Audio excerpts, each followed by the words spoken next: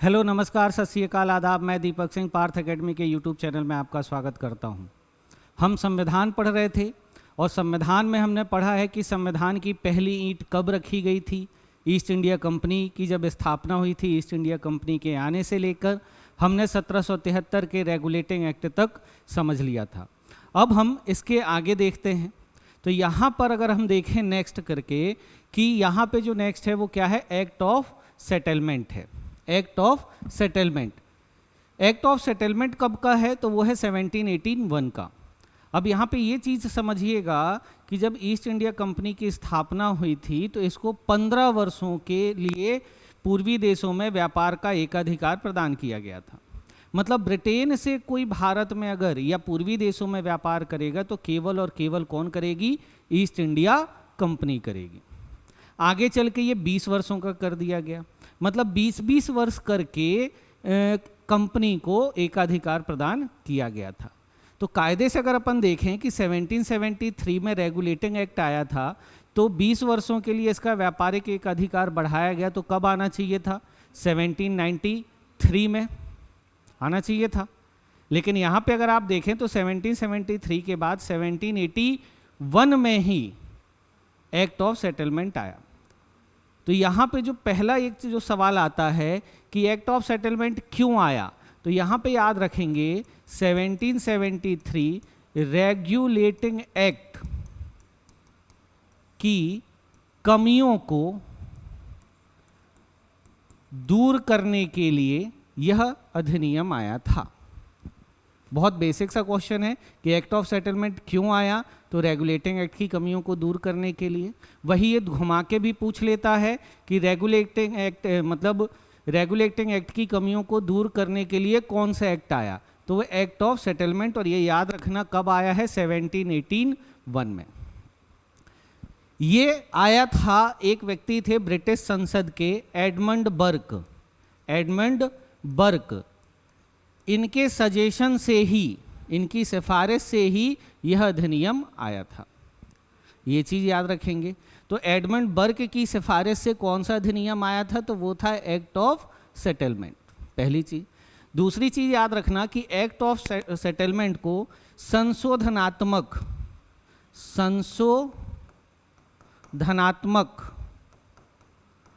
अधिनियम,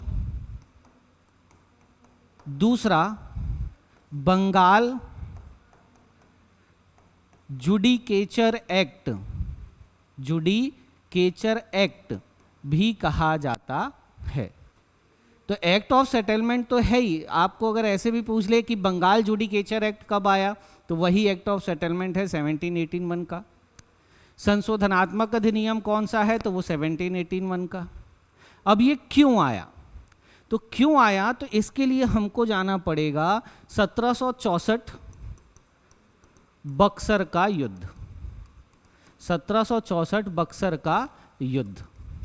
ये बक्सर का युद्ध में अगर अपन देखें तो अंग्रेजों ने मीर कासिम, जो बंगाल का भगोड़ा था, नवाब था, लेकिन इसको हटाकर ईस्ट इंडिया कंपनी ने मीर जाफर को नवाब बना दिया। तो ये भागकर कहाँ चला गया था, अवध। अवध के नवाब कौन थे, शुजाउद्दौला, ये अपन ने देखा हुआ है। ये कहाँ के नवाब थे, अवध के नवाब। और तीसरे मुगल बादशाह थे कौन, शाह आलम द्वितीय। ये कौन थे, अपने मुगल बादशाह थे। इन तीनों की संयुक्त सेनाओं को पराजित किया गया था। इन तीनों की संयुक्त सेनाओं को अंग्रेजों ने पराजित किया था। और संधि हुई थी कौन सी, किसके लिए भेजा गया था, किसे, रॉबर्ट क्लाइव को। और रॉबर्ट क्लाइव और शाह आलम के बीच में एक संधि हुई थी, इलाहाबाद की संधि। इलाहाबाद की टोटल संधियां कितनी हुई हैं, 2।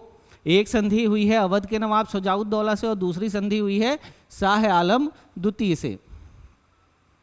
तो इस संधि के तहत ईस्ट इंडिया कंपनी को बंगाल, बिहार और उड़ीसा की उनको क्या मिल गई थी, दीवानी मिल गई थी। मिली थी कि नहीं मिली थी, मिली थी ना।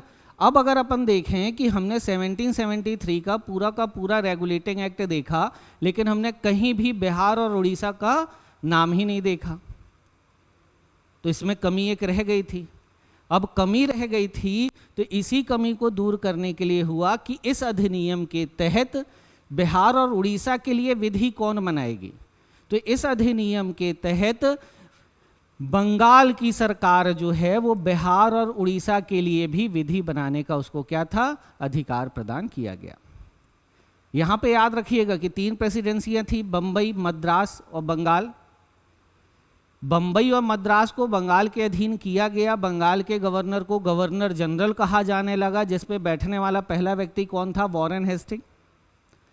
लेकिन बंबई प्रेसिडेंसी के लिए विधि बनाने का अधिकार किसके पास था, बंबई के पास था। मद्रास के लिए किसके पास था, मद्रास के लिए था। बंगाल के लिए बंगाल की सरकार को था, लेकिन कहीं भी बिहार और उड़ीसा का नाम नहीं था। तो ये एक्ट ऑफ सेटलमेंट के थ्रू बंगाल की सरकार को बिहार और उड़ीसा के लिए विधि बनाने का क्या दिया गया, इसको अधिकार दिया गया। अब अगर अपन देखें तो कलकत्ता की सरकार को विधि बनाने के कितने स्रोत मिल गए, 2 मिल गए। ये चीज याद रखना कि कलकत्ता की सरकार मतलब वही बंगाल की सरकार को विधि बनाने के स्रोत कौन कौन से मिल गए, 2। एक 1773 रेगुलेटिंग एक्ट, और दूसरा अपन कहें तो एक्ट ऑफ सेटलमेंट, जिसके तहत वो बिहार, बंगाल, उड़ीसा तीनों जगह विधि बना सकती है। यहां पे दिया है कि प्रांतीय न्यायालयों के विरुद्ध अपील गवर्नर जनरल की परिषद के पास की जा सकती थी। 1773 के तहत हमने देखा था कि सुप्रीम कोर्ट की स्थापना हुई थी, न्यायपालिका आ चुकी थी। तो अब प्रांतीय न्यायालय से अगर कोई संतुष्ट नहीं है तो जो गवर्नर जनरल की परिषद थी, जो हमने 1773 रेगुलेटिंग एक्ट से देखा था, ठीक है, और जो अगर ये वीडियो देख रहे हैं तो पहले वाली क्लास को जरूर जाके देखें, उसमें पूरा बताया हुआ है। तो इसकी काउंसिल मतलब गवर्नर जनरल और उसकी परिषद के पास भेजा जा सकता था, ठीक है। और अगर 500 पाउंड से अधिक का है, ये याद रखना, अगर 5000 पाउंड से अधिक का है तो वो कहाँ जाता था, सपरिषद ब्रिटिश सम्राट के पास भेजा जाता था। मतलब 5000 से कम का है तो वो सपरिषद गवर्नर जनरल देखेगा, उससे अधिक का है तो सपरिषद कौन देखेगा, सम्राट देखेगा। यहाँ पे एक चीज और याद रखेंगे, इसी एक्ट ऑफ सेटलमेंट से आप एक चीज याद रखेंगे कि 1781 में क्या हुआ था कि 1773 रेगुलेटिंग एक्ट से 1774 में कलकत्ता में सर्वोच्च न्यायालय की स्थापना हुई थी सर्वोच्च न्यायालय की स्थापना, जिसके मुख्य न्यायाधीश कौन थे, सर एलिजाह इम्पे और 3 अन्य जज थे। तो अब यहाँ पे 1773 रेगुलेटिंग एक्ट से क्या कहा गया था कि गवर्नर जनरल और उसकी परिषद यदि कोई विधि बनाती है, कोई कानून बनाती है, तो उसे ये सर्वोच्च न्यायालय में पंजीकृत करवाना रहता था। क्या करवाना पड़ता था, पंजीकृत करवाना पड़ता था। अगर इसने मना कर दिया तो वो कैंसिल हो जाएगा। तो यहां पे देखा जाए तो 1773 रेगुलेटिंग एक्ट से सर्वोच्च न्यायालय को क्या दे दी गई थी, वरीयता दी गई थी। तो ये भी एक नुकसानदायक होता है। तो 1781 के एक्ट से मतलब एक्ट ऑफ सेटलमेंट से बोला गया कि यदि गवर्नर जनरल और उसकी परिषद कोई क्या बनाती है, विधि, तो उसे सर्वोच्च न्यायालय के पास पंजीकृत करवाना आवश्यक नहीं। ये याद रखेंगे। मतलब इसके पहले जो था कि पंजीकृत करवाना पड़ता था, तो अब पंजीकृत करवाने की आवश्यकता नहीं थी। आई बात समझ में, क्लियर है। तो 1781 की अगर अपन बात करें तो 1781 एक्ट ऑफ सेटलमेंट किसके सजेशन से आया था, तो एडमंड बर्क के सजेशन से आया था। क्यों आया था, तो 1773 की रेगुलेटिंग एक्ट की कमियों को दूर करने के लिए आया था। इसे बंगाल जुडिकेचर एक्ट और संशोधनात्मक अधिनियम भी कहा जाता है। इसके तहत बिहार और उड़ीसा के लिए विधि बनाने का अधिकार किसे दिया गया, बंगाल को दिया गया। और गवर्नर जनरल और उसकी परिषद यदि कोई कानून बनाती है तो उसे सर्वोच्च न्यायालय में पंजीकृत कराना आवश्यक नहीं था। तो ये आया कौन से अधिनियम में, 1781 में। जिसे हम किस नाम से जानते हैं, एक्ट ऑफ सेटलमेंट। क्लियर है बात यहाँ तक। अब इसके आगे का अगर हम देखें तो एक्ट ऑफ सेटलमेंट के बाद कौन सा अधिनियम आता है, वो अधिनियम आता है पिट्स इंडिया एक्ट। अब कायदे से वही सेम कि 1793 में, क्योंकि 1773 कमी थी तो एक्ट ऑफ सेटलमेंट आया। अब 1784 में आया तो समझ लीजिए कि एक्ट ऑफ सेटलमेंट की कमियों को दूर करने के लिए कौन सा एक्ट आया, पिट्स इंडिया एक्ट। ये चीज याद रखेंगे, इसके आगे ऐसे याद मत रखिएगा। बस इससे रिलेटेड आपको 3 ही क्वेश्चन ऐसे आते हैं कि रेगुलेटिंग एक्ट की कमियों को दूर करने के लिए कौन सा अधिनियम आया, तो act of settlement. Act of settlement की कमियों को दूर करने के लिए कौन सा अधिनियम आया, तो 1784 पिट्स इंडिया एक्ट। इसके आगे के एक्ट को ऐसे मत लगा लीजिएगा कि एक भाई हम देखेंगे 1786 का एक्ट, तो यहाँ पे दिमाग मत चलाइएगा कि अरे 1784 की कमियों को दूर करने के लिए एक्ट आया। ठीक है, क्योंकि धीरे धीरे संशोधन होना भी जरूरी था। ठीक है, तो एक्ट ऑफ सेटलमेंट की कमियों को दूर करने के लिए कौन सा अधिनियम आता है, 1784 पिट्स इंडिया एक्ट। अब पिट्स इंडिया एक्ट में अगर आप देखेंगे कि यहाँ पे ये पहला भारत में ब्रिटिश अधिकाराधीन क्षेत्र, मतलब ये ब्रिटेन ताज, क्योंकि बताया था कि ब्रिटेन की संसद कंट्रोल करना चाहती थी ईस्ट इंडिया कंपनी को, और उसी के बिहाफ पे उसने 1773 का रेगुलेटिंग एक्ट लाया। और ब्रिटेन की संसद का सर्वोच्च कौन होता है, वहाँ के सम्राट। जैसे हमारे यहाँ भारत का प्रथम व्यक्ति कौन है, राष्ट्रपति। संवैधानिक प्रमुख कौन है, राष्ट्रपति। तो वैसे ही वहाँ पे संवैधानिक प्रमुख कौन होता है, वहाँ का सम्राट। तो ये ब्रिटिश ताज के स्वामित्व वाला पहला वैधानिक दस्तावेज हम कह सकते हैं, जिसका टाइटल कह लें या शीर्षक कह लें, वो क्या था, भारत में ब्रिटिश अधिकाराधीन क्षेत्र। ये चीज याद रखेंगे। अब इसके तहत जो बोला गया कि इस एक्ट के माध्यम से कंपनी के व्यापारिक एवं राजनीतिक क्रियाकलापों को क्या कर दिया गया, अलग अलग कर दिया गया। क्यों कर दिया गया अभी अपन समझेंगे। ठीक है, तो व्यापारिक एवं राजनीतिक क्रियाकलापों के लिए अलग अलग कर दिया गया। व्यापारिक क्रियाकलापों के लिए अगर याद हो तो हमने 1600 में भी पढ़ा था, निदेशक मंडल, कोर्ट ऑफ डायरेक्टर्स। हमने 1773 में भी पढ़ा कि 24 सदस्य थे, 1 वर्ष से कार्यकाल बढ़ाकर कितने वर्ष कर दिया गया था, 4 वर्ष कर दिया गया था। और जो 1000 पाउंड या उससे अधिक के शेयर होल्डर होते थे वही निदेशक मंडल के सदस्य होते थे। और उस समय निदेशक मंडल शुरुआत में अगर अपन कहें 1600 से, तो ये व्यापारिक मामले देखती थी, लेकिन प्लासी के युद्ध से के बाद से ये राजनीतिक मामले भी देखने लगी, उसके पहले से भी देखती थी। तो जो निदेशक मंडल है ये राजनीतिक मामले और व्यापारिक मामले दोनों देखती थी। तो ये भी एक नुकसान था। तो यहाँ किसको नुकसान था, हमको तो था ही, ये बात हो रही है कंपनी, उनकी बात चल रही है। ठीक है, ब्रिटेन वालों की। तो यहाँ पे हुआ कि भैया व्यापारिक क्रियाकलापों के लिए अलग एक काउंसिल देखेगी, परिषद देखेगी, और राजनीतिक क्रियाकलापों के लिए एक अलग परिषद देखेगी। ठीक है, तो क्वेश्चन आता है कि किस अधिनियम के तहत व्यापारिक और राजनीतिक क्रियाकलापों को अलग अलग किया गया, तो वो है 1784 पिट्स इंडिया एक्ट। इस एक्ट के थ्रू व्यापारिक क्रियाकलापों के लिए अगर अपन देखें तो निदेशक मंडल था, निदेशकों के हाथ में वही व्यापारिक क्रियाकलापों के लिए कौन, निदेशक मंडल। इसको याद रखेंगे कोर्ट ऑफ डायरेक्टर्स भी कहते हैं। अब जो आपके एग्जाम में आ जाए याद रखेंगे। और राजनीतिक क्रियाकलापों के लिए नियंत्रक मंडल, और ये कहां पे थी, इंग्लैंड में। याद रखना कितने सदस्य, 6। इसे कहा गया नियंत्रक मंडल को बोर्ड ऑफ कंट्रोलर भी कहा जाता है। तो सिंपल सा है कि व्यापारिक मामले के लिए कौन देखता था, निदेशक मंडल। राजनीतिक मामले के लिए कौन देखता था, नियंत्रक मंडल। आई बात समझ में। अब ये क्यों आया, अब क्यों आया तो थोड़ा समझिएगा। प्रथम आंग्ल मराठा युद्ध 1775 से 82। ठीक है, अगर बात करें तो शुरुआत हुई थी सूरत की संधि से, आप इतिहास में पढ़ेंगे, और ये समाप्त हुआ है, याद रखना, समाप्त हुआ है सालबाई की संधि से।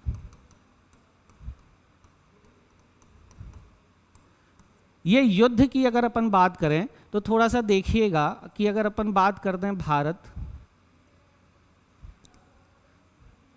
ये था, ठीक है, तो यहां पे ये बंबई और मद्रास को किसके अधीन कर दिया गया था? बंगाल के अधीन कर दिया गया था। इस टाइम पे बात करें तो मराठा कमजोर हो चुके थे। अगर आपने इतिहास पढ़ा होगा तो समझेंगे कि 1761 में पानीपत का तृतीय युद्ध होता है, किसके किसके बीच? मराठा और अफगानों के बीच, है ना। इस समय यहां पर पेशवा कौन थे? बालाजी बाजीराव, और यहां पे कौन थे? अहमद शाह अब्दाली, शाह अब्दाली। इस युद्ध में मराठे पराजित हुए थे और अहमद शाह अब्दाली विजित हुआ था, और इस हार को बालाजी बाजीराव बर्दाश्त नहीं कर पाए, हार्ट अटैक से मर गए। इसके बाद जो नए पेशवा बने थे वो कौन बने थे? माधवराव। इनकी डेथ हुई थी 1772 में। समझिएगा कहानी क्या है। ग्रांट डफ, जिन्होंने मराठों का इतिहास लिखा है, उन्होंने कहा कि जितना नुकसान मराठों को पानीपत के तृतीय युद्ध से नहीं हुआ, उससे कहीं ज्यादा नुकसान इनकी डेथ से हो गया, माधवराव की। इनके बाद माधव नारायण राव बनते हैं। तो यहां पे क्या होता है कि एक व्यक्ति, कौन? रघुनाथ राव। कौन? रघुनाथ राव। इनको सत्ता की लालच आई, इनने पेशवा को मारा और संधि करी किससे? बंबई प्रेसिडेंसी से। कौन सी प्रेसिडेंसी से? बंबई प्रेसिडेंसी। 1773-74 की बात कर रहा हूं मैं, ठीक है। रेगुलेटिंग एक्ट कब आया? 1773 का। अब अगर याद हो तो बंबई के हेड को बंबई का गवर्नर, मद्रास के हेड को मद्रास का गवर्नर, बंगाल के हेड को बंगाल का गवर्नर 1773 से था। तीनों इक्वल पोस्ट पे थे। लेकिन रेगुलेटिंग एक्ट के बाद से बंबई और मद्रास को बंगाल के अधीन कर दिया गया, तो कहीं ना कहीं जलन होगी। तो रघुनाथ राव ने संधि की किससे? बंबई काउंसिल से, कि हमको आप पेशवा बना दो, हम आपको छूट देंगे, पैसा देंगे, जो भी है। और इस समय पेशवा की काउंसिल थी नाना फडणवीस के नेतृत्व में। फडणवीस के नेतृत्व में 12 भाई काउंसिल काम करती थी। तो इनने क्या की? पूना की संधि की किससे? बंगाल। और इस समय कौन थे? वॉरेन हेस्टिंग थे, याद रखेंगे। बंगाल के गवर्नर जनरल कौन थे? वॉरेन हेस्टिंग थे। इनने पूना की संधि की, और पूना की संधि से डायरेक्ट बंगाल के गवर्नर जनरल से की। तो जो निदेशक मंडल था, और बंबई प्रेसिडेंसी ने बंगाल के गवर्नर जनरल की बात नहीं मानी, निदेशक मंडल ने भी किसका साथ दिया? बंबई प्रेसिडेंसी का साथ दिया। मतलब आपस में ही इन लोगों के बीच में विरोध कह लें, मतभेद कह लें, ये दिख रहे थे। हालांकि बंबई प्रेसिडेंसी हार गई, एंड में वॉरेन हेस्टिंग को मैदान में आना ही पड़ा था, युद्ध लड़ना पड़ा था। समझ रहे हैं? तो ये एक डिस्प्यूटेड चीजें यहाँ पे देख के आई। तो वहां पे ये समझ में आए कि नहीं भाई, क्योंकि ये खत्म हुआ 1782 में, तो यहाँ पे ये रियलाइज हुआ कि नहीं, किसी एक व्यक्ति के पास व्यापारिक और राजनीतिक दोनों शक्तियां नहीं होनी चाहिए। इसी कारण से 1784 में व्यापारिक और राजनीतिक क्रियाकलापों को क्या कर दिया गया? अलग अलग कर दिया गया। आई बात समझ में? तो व्यापारिक मामले कौन देखती थी? निदेशक मंडल। और राजनीतिक मामले कौन देखती थी? नियंत्रक मंडल, जिसे बोर्ड ऑफ कंट्रोलर कहा गया। कितने सदस्य होते थे? 6। और कहां पे? इंग्लैंड में। यहां पे एक चीज और समझिएगा कि अगर ये भी कहीं ना कहीं इनका झुकाव कंपनी की तरफ होता, अगर प्रॉफिट होता, तो यहां पे एक चीज बोल दिया गया कि इनकी नियुक्ति और इनकी पदच्युति, मतलब हटाने का अधिकार किसके पास? सम्राट के पास होगा, क्योंकि वो फेयर डिसीजन दे पाएंगे। तो यहां पे ये चीज भी कह दिया गया कि इनकी नियुक्ति और पदच्युति की अधिकार किसके पास था? सम्राट के पास था। अब अगर याद हो 1773 रेगुलेटिंग एक्ट में हमने देखा था कि गवर्नर जनरल को अपनी मतलब उसकी सहायता के लिए 4 सदस्यीय परिषद थी ना, फिलिप फ्रांसिस, क्लेवरिंग, मानसेन और वारवेल, नाम आपको याद रखना है।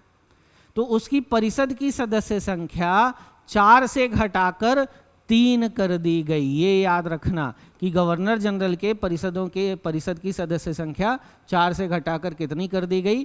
3 कर दी गई। यहां पर याद रखेंगे कि प्रांतीय परिषद के सदस्यों की संख्या भी कितनी कर दी गई? 3 कर दी गई। मतलब प्रांतीय सरकारें भी आ गई थी। और यदि प्रांतीय सरकारें, अब यहाँ पे एक समझिएगा, अपने यहाँ भी एक सेंट्रल और स्टेट चलता है ना, और केंद्र सरकार की बात मानना राज्य सरकार का कर्तव्य होता है। अगर वो बात नहीं मान रही है, उसके अकॉर्डिंग काम नहीं कर रही है, तो हम संविधान में पढ़ेंगे आर्टिकल 356 के तहत राष्ट्रपति शासन लग जाता है। समझ रहे हैं? राष्ट्रपति शासन आपने सुना होगा कि राष्ट्रपति शासन कौन लगाता है? राष्ट्रपति लगाता है। यदि उसको वह समाधान हो जाता है कि राज्य में संवैधानिक तंत्र क्या हो गया है?